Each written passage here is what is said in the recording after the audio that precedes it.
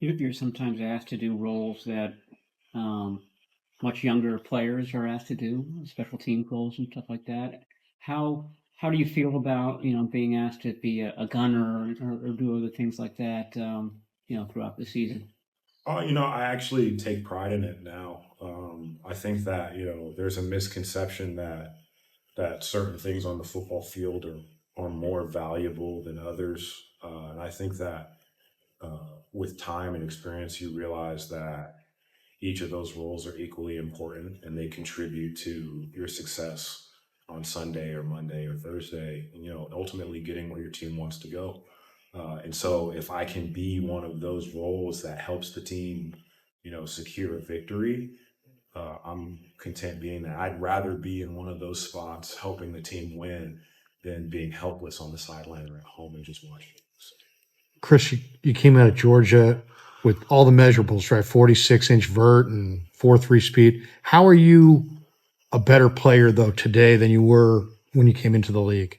I think multiple things. There are so many instances in my career where things went incredibly well, and times where things went incredibly wrong, and so many lessons that were learned along the way on good teams, on terrible teams, in locker rooms where guys were locked in and they wanted to see everyone succeed, in locker rooms where people could care less.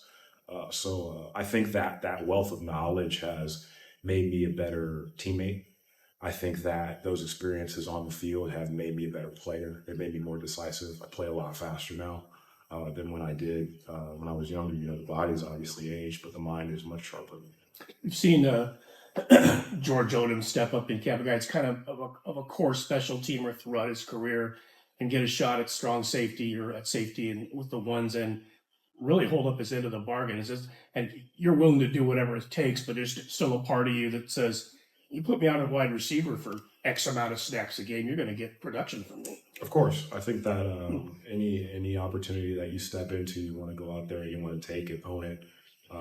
You make there's no mistake about what the offense is capable of here, and being a part of that, being asked to be a part of that is an honor. I mean, it's something that you don't take lightly. At least I don't. Knowing how short and how hard to come by opportunity is in this league.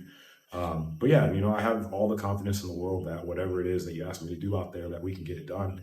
And then also just part of the DNA of what it is being a 49er.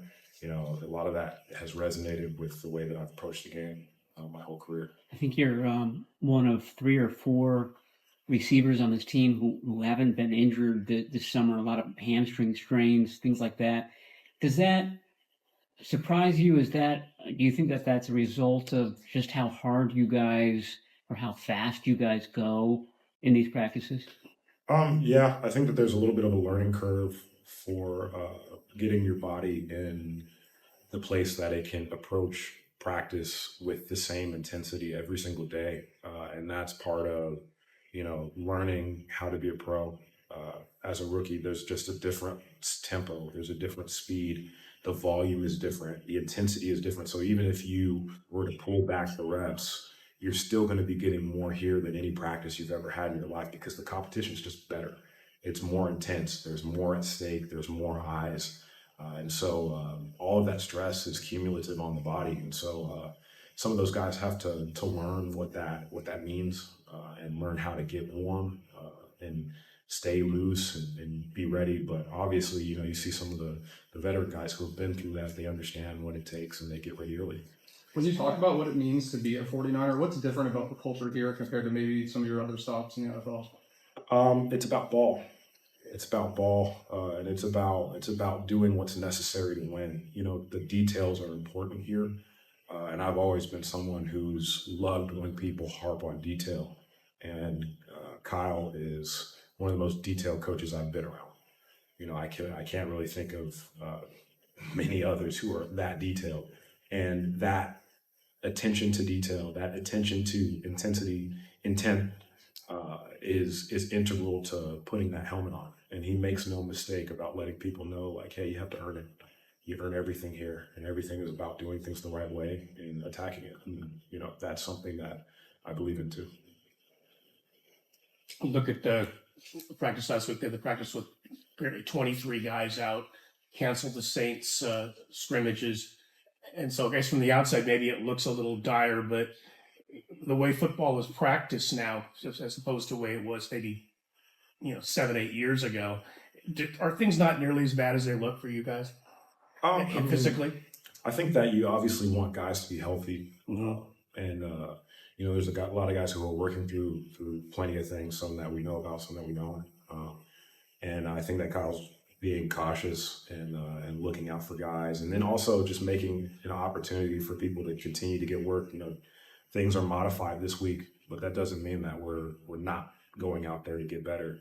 The intent is still there, and sometimes you just have to shift the physicality and really hone in a little bit more mentally, and that's what we're doing. So to us, I don't think that people are panicking.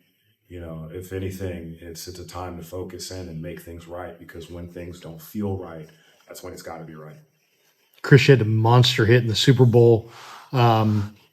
And it was, you taking pride in that part of your game now, kickoff coverage and being super physical? Yeah, I think that physicality is something that I've always tried to add and have a part of my game. But just really being effective and being someone who can be counted on in open space, running down the field. Obviously, the kickoff and kickoff return is much different this year.